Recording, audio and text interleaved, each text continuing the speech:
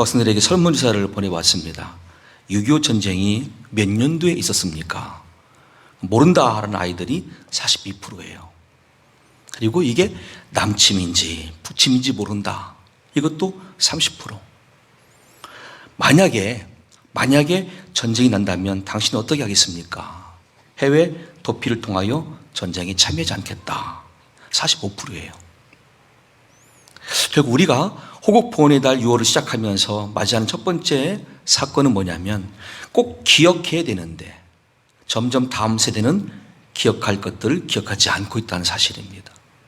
꼭 기억해야 되는데 무엇을요? 각 나라의 고난의 역사를 기억해야 돼요. 우리나라뿐 아니라 전 세계 모두에게도 각 나라만큼 주셨던 고난이 있었어요. 예를 들면 스페인 독감 때문에 자그마치 2천만 명에서 4천만 명이 죽었습니다. 그 이후로 많은 전염병과 가뭄과 기근, 전쟁들이 잇따랐죠. 그렇게 세계 역사 속에 고난이 있었어요. 그리고 6.25 전쟁 5년 전에 끝났던 제2차 세계대전에는 자그마치 5천만 명이 희생당했습니다. 그와 같은 아픈 세계사 속에 왜 하나님은 이 고난을 우리에게 허락하셨는지를 꼭 잊지 말고 배워야 되는데 점점 잊고 있거나 잊혀져 가고 있다는 사실입니다.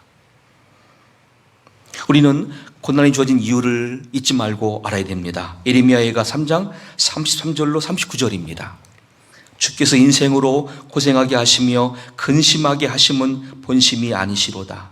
세상에 있는 모든 갇힌 자들을 발로 밟는 것과 지존자의 얼굴 앞에서 사람의 재판을 굽게 하는 것과 사람의 송사를 억울하게 하는 것은 다 주께서 기쁘게 보시는 것이 아니로다. 주의 명령이 아니면 누가 이것을 능히 말하여 이루게 할 수 있으랴. 화와 복이 지존자의 입으로부터 나오지 아니하느냐. 살아있는 사람은 자기 죄들 때문에 벌을 받나니 어찌 원망하랴. 아멘. 우리 각자와 우리 나라와 전 세계의 모든 열방에 고난을 허락하신 이유는 각자의 죄 때문이다 라고 말씀하셨습니다. 그 죄가 나중에 원인과 결과를 가져왔는데 그것이 전쟁과 가뭄과 기근 그리고 우리 땅에 볼 수 있는 모든 부조화의 현장이라고 말씀하고 있는 것이죠.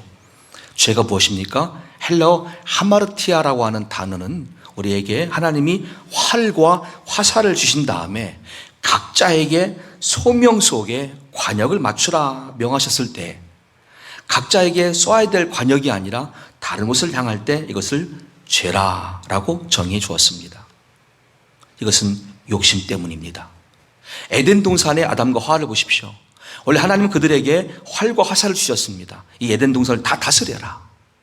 다른 걸 다 너희들이 취하고 운영하라, 경영하라. 다만 한 가지만 하지 마라. 선과 악을 아는 나무의 매를 따먹으면 반드시 죽는다. 정령 죽는다. 이 한 가지입니다. 근데 그들에게 마귀가 접근하였고 마귀의 미혹 속에 하나님과 같이 될 수 있다는 그 말에 여자가 먼저 넘어가죠. 욕심이죠. 피조물인 자기가 저걸 따먹으면 눈이 밝아지고 하나님과 같이 된다는 욕심이 들어온 것이죠. 이게 죄가 된 거고 그 결과는 불순종이었으며 에덴에서 추방당한 모습이었습니다. 그 나머지는 사망과 저주를 만난 인생이 된 것이고요. 때문에 야고보서 1장 14절과 15절은 바로 그 죄의 문제를 다음과 같이 과정상 소개를 합니다. 오직 각 사람이 시험을 받는 것은 자기 욕심에 끌려 미혹됨이니 욕심이 잉태한 즉 죄를 낳고 죄가 장성한 즉 사망을 낳느니라. 아멘. 이만큼 욕심이란 게 우리가 그것을 이길 수도 있는 기회였었는데 우리가 그것을 허용했을 때 내 마음에 욕심이 들어왔고 이게 죄가 된다는 뜻입니다. 어떻게 이 문제를 해결할 수 있겠습니까? 근본적인 문제인 욕심 그리고 죄의 결과들을 어떻게 극복할 수 있겠습니까? 예레미야가 3장 40절과 41절 말씀은 이어서 우리에게 소개합니다. 우리가 스스로 우리의 행위들을 조사하고 여호와께로 돌아가자. 우리의 마음과 손을 아울러 하늘에 계신 하나님께 들자. 아멘. 문제를 만났을 때 가장 지혜로운 성도는 그 문제의 출발점을 자신에게서 찾는 것입니다. 아담처럼 하와처럼 서로를 탓하는 게 아니고 서로를 원망하는 게 아니고 나 죄 때문이라고 인정하는 습관이 필요하고, 이것이 우리의 언어와 마음가짐이 되어야 되겠죠. 나 때문입니다. 나의 죄 때문입니다. 그것이 빚어낸 것이 가정에 불화하고 가정 안에 다툼이었고 지역사회, 나라 안의 갈등, 심지어 열방과의 관계 속에서 어려움이 되는 것이라 라고 여긴다면 나의 기도는 출발점을 다시 나로부터 향할 수가 있습니다. 하나님, 나 때문입니다. 나의 죄를 용서해 주시옵소서. 전 세계 이 모든 잘못된 것들은 전부 다 나 때문입니다. 일례로 나는 기도를 계속해야 될 성도인데 기도를 쉬었습니다. 나는 믿음의 행보를 계속해야 될 성도인데 믿음의 행보를 멈추고 지금은 예배도 안 드립니다. 지금은 다 자포자기로 쓰러져 있고 넘어져 있고 숨어 있습니다. 나 때문입니다. 내 죄 때문입니다. 성도에게는 그런 자각이 있어야 돼요. 그게 성도예요.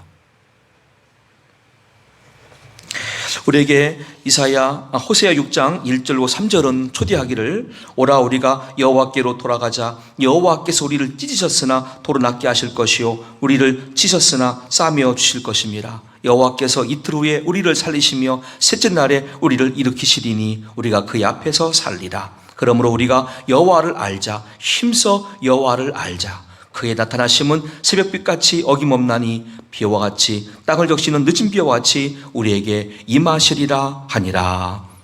아멘. 이 말씀대로 하나님을 알고 자신의 죄를 다 자각하고 용서를 구하는 거예요. 그러면 첫째 날, 둘째 날 시작되어지는 응답을 경험할 수가 있어요. 나의 죄 사함과 회복의 역사와 나중에 부흥의 역사예요. 그게 우리 각자에게 먼저 임한다는 사실이죠.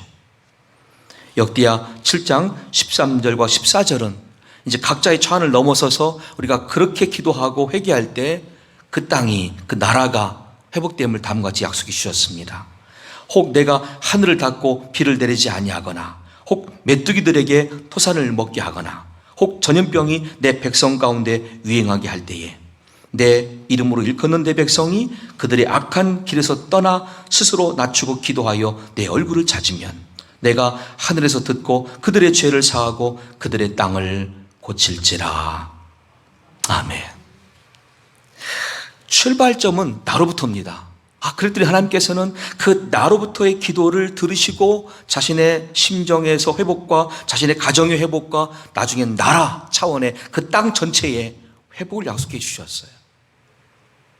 그 길을 먼저 알고 가는 사람들이 성도라고 성경을 일컫는데, 오늘은 성도의 한 사람인 야베스를 제가 소개해 드리겠습니다. 본문 역대상 4장 9절과 10절입니다. 야베스는 그의 형제보다 귀중한 자라. 그의 어머니가 이름하여 이르되 야베스라 하였으니 이는 내가 수고로 낳았다 함이었더라. 야베스가 이스라엘 하나님께 아뢰어 이르되 주께서 내게 복을 주시려거든 나의 지역을 넓히시고 주의 손으로 나를 도우사 나로 환난을 벗어나 내게 근심이 없게 하옵소서 하였더니 하나님이 그가 구하는 것을 허락하셨더라. 아멘. 보편적인 현상으로는 보통 아버지가 계신 가정에서는 아버지가 태어난 자녀의 이름을 짓습니다. 근데 지금 보시면 이 야베스란 이름은 어머니가 지어준 이름이에요. 그리고 야베스가 외동아들이 아니었어요. 이미 앞에 형제들이 있었어요. 이렇게 상상해 볼 수 있겠죠? 아버지 없는 가정에, 형제들이 기존에 다 존재하고 있는 가정에 막내격으로 이 아이가 또 태어나는 거예요. 엄마 입장에서는 앞날이 막막합니다. 낳기는 하는데 이 아기를 어떻게 키울 것인가? 뭘 먹이며 어떻게 양육할 것인가? 걱정이 너무 많을 거예요. 그래서 엄마 입에서 이 아이의 이름이 터져 나옵니다. 야베스. 뜻이 뭡니까? 너는 고통의 자식이다. 네 인생은 괴로움이다. 너는 슬픔의 자식이다. 그 뜻이에요. 많고 많은 단어 중에서 하필 왜 그때 엄마의 입에서 이 말이 나왔을까? 아무도 몰랐어요. 우리도 상상치 못한 단어입니다. 야베스. 그런데 이 역대상 4장을 1절부터 쭉 읽어보신 분들은 알겠지만 사실은 이게 유다의 가족들의 어떤 족보 이야기를 쭉 하고 있는 가운데에 갑자기 야베스가 나온 거예요.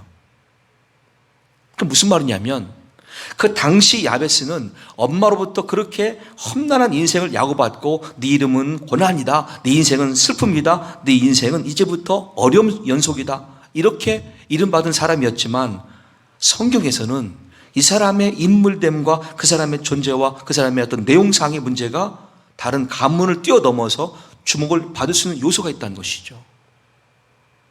다 어느 집안 이야기, 어느 집안 이야기예요. 그냥 이름같이 넘어간 이야기인데 이 사람에게만 특별히 두 절씩이나 할애하면서 그 사건을 우리에게 가르쳐 주는 거예요. 성도 야베스에게 어떤 일이 있었습니까? 야베스는 자라면서 한심한 자기 경우로 봅니다. 때는 사사기 시대입니다. 그때는 사사가 있을 때는 나라가 평안했습니다.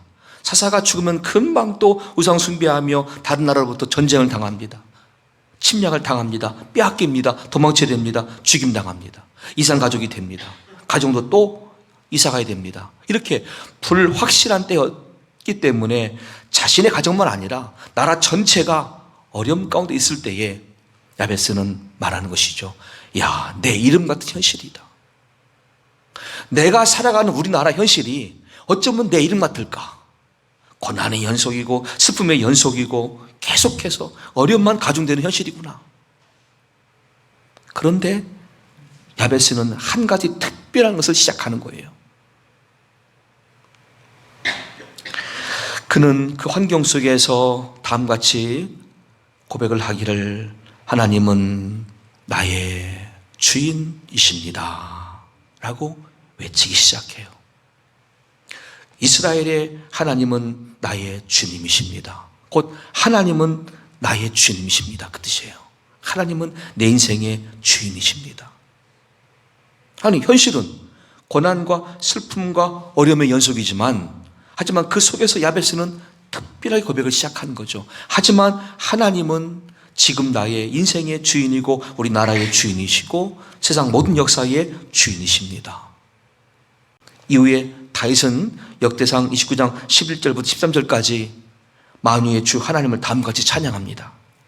여호와여, 위대하심과 권능과 영광과 승리와 위엄이 다 주께 속하여 싸우니 천지에 있는 것이 다 주의 것이로소이다. 여호와여, 주권도 주께 속하여 싸우니 주는 높으사 만물의 머리이심이니이다. 부와 귀가 주께로 말미암고 또 주는 만물의 주제가 되사 손에 권세와 능력이 싸우니 모든 사람을 크게 하심과 강하게 하심이 주의 손에 있나이다. 우리 하나님이여, 이제 우리가 주께 감사하며 주의 영화로운 이름을 찬양하나이다. 아멘.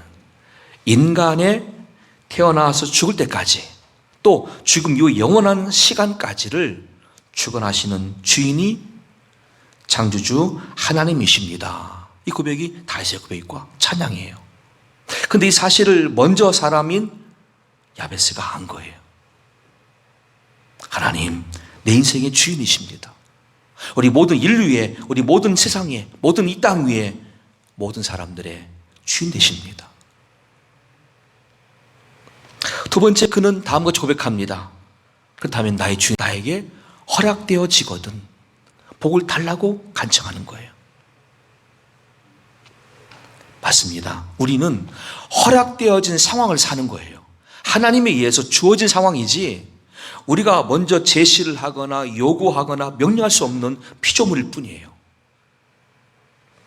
고린도전서 10장 13절 말씀에도 여러분과 저에게 임하는 마귀의 미혹도 마찬가지입니다. 그 시험도 하나님에서 커트하는 것이고 통제받는 것이죠.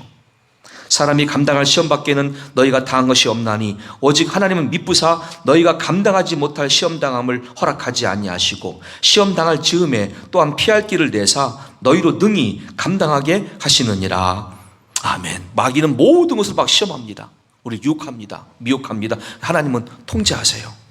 마치 욥처럼 말이에요. 욥의 생명은 건들지 말라 하신 것처럼.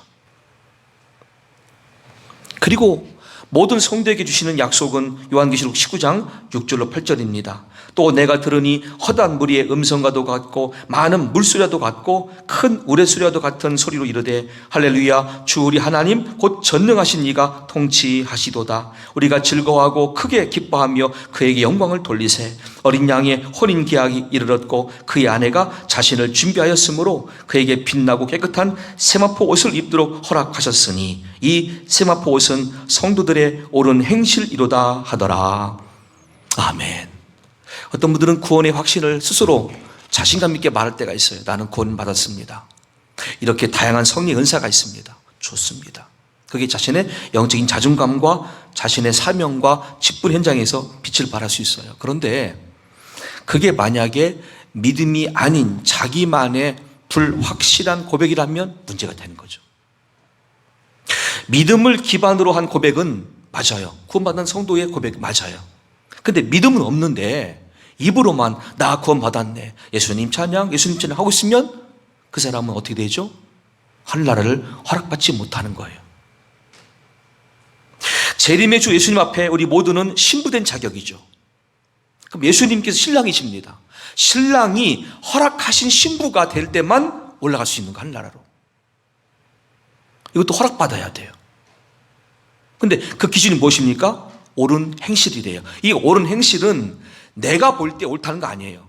여러분 각자가 볼 때 이 정도면 잘하겠지, 나 지금 잘하고 있어가 아니라 하나님 보실 때 옳담 받는 그 의가 돼야 돼요. 그러니까 모든 기준이 코람데오예요. 하나님 앞에서예요. 하나님 보실 때 과연 이것이 옳을까 이거예요. 옳담 받은 자가 예수님의 신부로 허락되어져서 한나라로 입성하는 거예요. 우리에게는 그런 지식과 그런 믿음이 있어야 돼요. 나는 과연 예수님의 신부로 지금 준비되고 있는가? 성도 야베스처럼 허락하신 하나님의 은혜를 사모하며 그 은혜의 길을 걷고 있는가가 저 여러분들의 고민이 돼야 돼요. 난 주님 앞에 지금 옳담 받고 있나? 옳은 길을 가고 있나? 아니 마귀에 미혹돼서 욕심에 빠져 죄 가운데 있는가? 이걸 구분할 수 있는 분별력이 필요하겠죠. 이렇게 두 가지로 야베스는 하나님을 향해서 자신의 지식과 믿음의 고백을 한 다음에 이제 기도를 시작합니다. 그 기도의 첫 번째는 무엇이냐면 나의 지역을 넓히시고예요. 나의 지역을 넓히시고. 이 부분에서 전 세계 모든 사람들이 그 책을 가지고 오해한 것이죠. 나의 지경을 넓히시고, 야, 현재 나의 집이 5평짜리면 10평으로, 10평이면 20평으로, 20평이면 40평으로 나의 집을 하나님 늘려주신대. 그런 복 주신대. 하나님 그렇게 나의 가정이 점점 평수를 늘려갈 수 있는 복 주세요 라고 기복주의에 빠진 거예요. 이 단어를 몰랐기 때문에. 히브리어 원 뜻은 그게 아니에요. 나의 지역이라 할 때 이 지역은 두 가지 의미인데, 무슨 첫째는 영토가 맞습니다. 경계가 맞습니다. 각 나라와 각 나라의 국경과 나라 안에 있는 영토가 맞겠죠. 자신의 집의 주거지가 맞겠죠. 그런데 두 번째 뜻이 있습니다. 개인적으로 이 단어가 적용되어진다면 우리 각자가 만나는 한계를 말해요. 우리 각자가 만난 제한된 선을 말하는 거예요. 우리나라는 쉽게 이해될 수 있을 거예요. 저도 모르게 태어난 옛날 시골집에서는 주변 사람들이 이렇게 말을 합니다. 저 사람 팔자가 어떻다, 사주가 어떻다, 그래서 운명이 어떨 것이다. 팔자 타령, 사주, 운명, 저 익히 듣고 자랐어요. 안 그렇습니까? 특별히 우리나라는 더 심한 것 같아요. 뭐 툭하면 그냥 운명이 그렇지 뭐, 팔자가 그렇지 뭐, 사주가 그러니까, 이런 말 들었어요. 그러면 야베스를 보세요. 야베스의 말로 가장 어려운 처지 아닙니까? 팔자, 사주, 운명 다 갖다 붙여보세요. 야베스만큼 이 땅에서 야 어떻게 저렇게 태어났어? 저런 이름이야? 저 사람 앞으로 미래는 이럴 것이다 예측되는 이름이죠. 고난이니까, 슬픔이니까, 괴로움이니까. 근데 그는 발견한 거예요. 이게 주변 사람들이 나한테 굴레처럼 묶어놓은 어떤 팔자든 사주든 운명이라고 할지라도 하나님 이제 제가 기도합니다. 나의 지역을 넓혀주세요. 이 뜻이 뭐냐면 이제 나의 삶은 그 가치관을 바꿔달라는 거예요. 돈 문제가 아니라, 평수 문제가 아니라, 땅 문제가 아니라 나의 굴레가 다 벗겨져서 그 운명이란 말, 그 사주란 말, 그 팔자란 말 다 벗겨져서 이제는 하나님 주 앞에서 내가 복을 받는 모습으로 이 땅에 남은 자가 될 수 있는 그 은총의 길을 걸 수 있도록 나의 삶을 바꿔달라는 뜻이에요. 영적인 신분의 변화예요. 인습의, 사람들의 관습과 인습의 벽을 뛰어넘는 전환점의 출발이에요. 이 고백이 나의 지역을 넓히시고예요. 우리 모두는 사도 바울의 고백을 기억합니다. 그런데 누구든지 그리스도 안에서는 새로운 피조물이라 말씀하셨어요. 새로운 피조물이라. 같은 단어예요. 내가 전에는 죄인으로 있을 때에는 팔자가 맞아요. 사주가 맞지 몰라요. 운명이 맞지도 몰라요. 그런데 내가 그리스도 예수님을 주로 삼고 믿는 자가 되어 보니까 예수님이 나의 모든 저주를 다 가져가 보신 거예요. 어디서요? 십자가에서. 피 흘려 죽으실 때 내가 만난 운명, 내가 만난 팔자, 내가 만난 사주를 예수님이 다 가져가 버리셨어요. 그 자리에서 피 흘려 죽으심으로. 이제 나에게는 저주 대신에, 사망 대신에 하나님의 영광과 위로와 소망이 많은 성도의 길이 열린 거예요. 언제까지요? 영원토록. 이게 부활이요, 십자가의 복음을 믿는 사람들의 모습이죠. 야베스는 아직 예수님 만난 사람이 아니잖아요. 아주 구약시대의 사람인데도 그때 이미 알았어요. 내가 하나님을 주로 삼고 주 안에 거할 때 나의 속에 영적인 신분이 바뀌며 인습적인 모든 굴레가 바뀌어질 것이며 이제부터 나의 팔자와 나의 사조와 나의 운명은 바뀐다. 누구에 의해서? 하나님에 의해서. 이게 나의 지역을 넓히시고 그 뜻이에요. 그랬더니 나머지가 다 형통하게 주어진 거예요. 이게 먼저예요. 여러분도 주변 사람들한테 그런 말 들을 수 있을 겁니다. 저 사람은 변화가 안 될 거야. 저 사람은 뭘 해도 실패할 거야. 에이, 저 사람은 이제 서귀포에서 발 딛고 살 수 없을 거야. 별별 말 다 들을 수 있을 거예요. 저주죠? 맞아요. 그럴 때 마음에 울음을 갖고 기도해 보세요. 하나님, 제가 성도 야베스처럼 기도합니다. 나의 주인 되신 하나님, 인간의 생사 화복의 주관자신 하나님, 나의 지역을 넓혀 주옵소서. 저들의 그 인습이, 저 깔보는 모습들이 다 바뀔 수 있도록, 오히려 나중에 나를 존경할 수 있도록 나의 지역을 넓혀 달라고 기도하시는 여러분과 저희 될 수 있기를 간절히 축원합니다. 야베스의 기도였어요. 두 번째는 그 일을 위해서 하나님 구체적으로 주의 손으로 나를 도와달라고 기도합니다. 주의 손으로. 구체적이죠? 그냥 막연하게가 아니고 주의 손이 나에게 와서 내 신분의 탈을 바꿔달라고, 내 환경의 탈을 바꿔달라고. 주의 손이라고 하는 강점을 에스라 8장 21절로 23절로 다음과 소개한다면, 바벨론 포로에서 첫 번째는요, 고레스 왕의 칙령을 받고 스룹바벨과 다수의 인원들이 출발한 게 1차 포로 귀환입니다. 그리고 예루살렘의 성전이 세워지고 60년이 지난 다음에 이 두 번째, 아닥사스다 왕 때에 에스라를 필두로 소수의 사람들이 옮겨오죠. 이게 2차 포로 귀환이에요. 그 장면입니다. 그런데 에스라는 학사 겸 제사장인데 요즘 말로 말하면 선비 타입이에요. 남한테 아쉬운 말을 못하는 사람이 성격상. 근데 하나님께 큰 사명 맡았어요. 네가 두 번째 포로 귀환의 인도자다. 그리고 출발하여서 첫 번째 만난 강가가 아하와 강가입니다. 거기서 다음과 같은 사건이 있었습니다. 그때 내가 아하와 강가에서 금식을 선포하고 우리 하나님 앞에서 스스로 겸비하여 우리와 우리 어린아이와 모든 소유를 위하여 평탄한 길을 그에게 간구하였으니, 이는 우리가 전에 왕에게 아뢰기를 우리 하나님의 손은 자기를 찾는 모든 자에게 선을 베푸시고 자기를 배반하는 모든 자에게는 권능과 진노를 내리신다 하였으므로 길에서 적군을 막고 우리를 도울 보병과 마병을 왕에게 구하기를 부끄러워하였습니다. 그러므로 우리가 이를 위하여 금식하며 우리 하나님께 간구하였더니 그의 응답하심을 입었느니라. 아멘. 뭐 했습니까? 자기의 성격은 그대로인데 상황이 바뀌어야 될 거 아니겠어요? 그가 취한 방법은 전체 금식을 선포한 거예요. 여러분, 내가요 성격이 그렇습니다. 소심하다 보니까, 부끄럼 느끼다 보니까 왕한테 부탁을 못 드렸어요. 미안해요. 하지만 이제라도 우리가 최선의 방법이 있어요. 우리 다 금식합시다. 오직 하나님께만 은혜를 구합시다. 왕한테 손 내밀지 말고, 왕한테 뒤늦게 부탁하지 말고, 그냥 하나님께만 의지하는 태도였어요. 그랬더니 하나님이 그들의 앞길을 형통케 하신 거예요. 굳이 마병과 보병 필요 없이도 오직 하나님이 인도하신 거예요. 그때 무슨 말 합니까? 하나님의 손이 그랬어요. 하나님의 손. 이 하나님의 손은 사도행전 11장 19절로 21절은 다음과 같이 표현되고 있죠. 그때의 스데반의 일로 일어난 환란으로 말미암아 흩어진 자들이 베니게와 구브로와 안디옥까지 이르러 유대인에게만 말씀을 전하는데, 그 중에 구브로와 구레네 몇 사람이 안디옥에 이르러 헬라인에게도 말하여 주 예수를 전파하니 주의 손이 그들과 함께 하심에 수많은 사람들이 믿고 주께 돌아오더라. 아멘. 어떤 걱정하기를 코로나19가 길어다 보니까 앞으로 교회는 점점 쇠퇴해질 것입니다.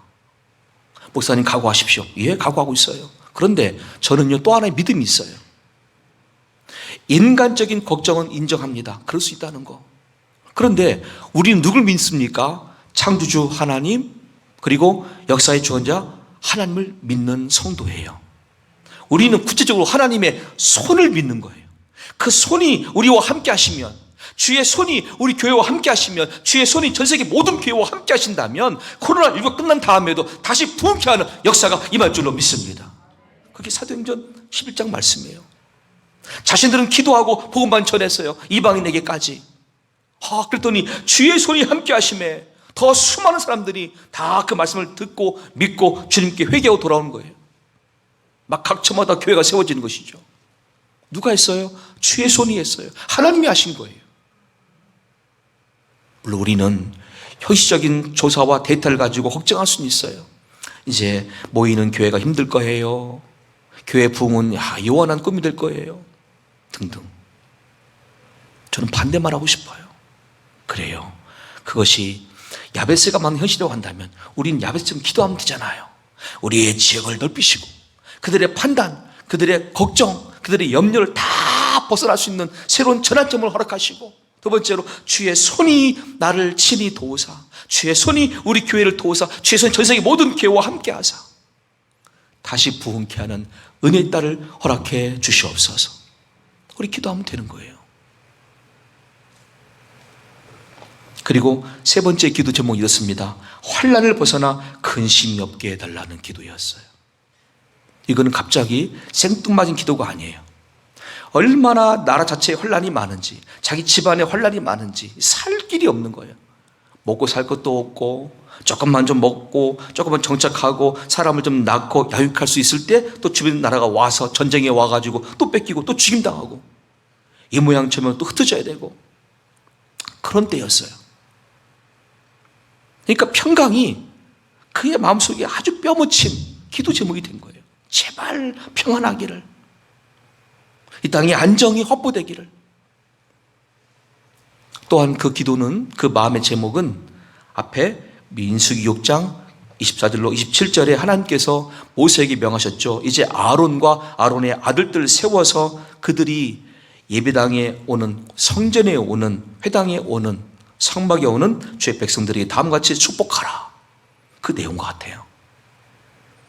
여호와는 내게 복을 주시고 너를 지키시기를 원하며, 여호와는 그의 얼굴을 내게 비추사 은혜 베푸시기를 원하며, 여호와는 그 얼굴을 내게로 향하여 드사 평강 주시기를 원하노라 할지니라 하라. 그들은 이같이 내 이름으로 이스라엘 자손에게 축복할지니 내가 그들에게 복을 주리라. 아멘. 하나님은 복을 약속하셨고 복 주시는 분이십니다. 우린 누구죠? 중간에서 축복하는 존재예요. 우리가 복을 전달하는 통로가 될 뿐이지 우리는 복을 만들 수 있는 사람들이 아니에요. 복은 하나님께서 있어요. 만복의 근원이신 하나님이 주시는 복을 우리가 옆에 있는 분들에게 축복해 주는 거예요. 빌어주는 거예요. 그게 대제사장의 기도였고 오늘 야벳은 그걸 구한 것이죠.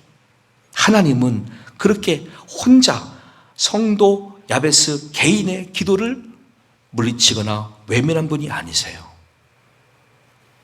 다 들으시고 허락하셨더라 말씀하셨어요. 야베스가 이스라엘 하나님께 아뢰어 이르되 주께서 내게 복을 주시려거든 나의 지역을 넓히시고 주의 손으로 나를 도우사 나로 환난을 벗어나 내게 근심이 없게 하옵소서 하였더니 하나님이 그가 구하는 것을 허락하셨더라. 아멘. 여러분, 남들 믿음 부러워하지 마시고 누군가의 응답받은 부러워하지 마시고 오늘 이 순간부터 나부터 기도할 수 있기를 간절히 축원합니다. 나부터 기도하세요. 그러면 잠언 10장 21에 복이 있습니다. 여호와께서 주시는 복은 사람을 부하게 하고 근심을 겸하여 주지 아니하시느니라. 아멘. 응답은요 근심이 낄 수가 없어요. 온전한 형태의 복이 되는 거예요. 응답은. 그러니까 기도하세요. 목사님 기도해 주세요. 물론 저는 항상 기도하고 있으니까 저한테부터만 하지 마시고 각자가 기도해야 돼요. 어떤 심정으로? 오늘 성도 야베스의 심정.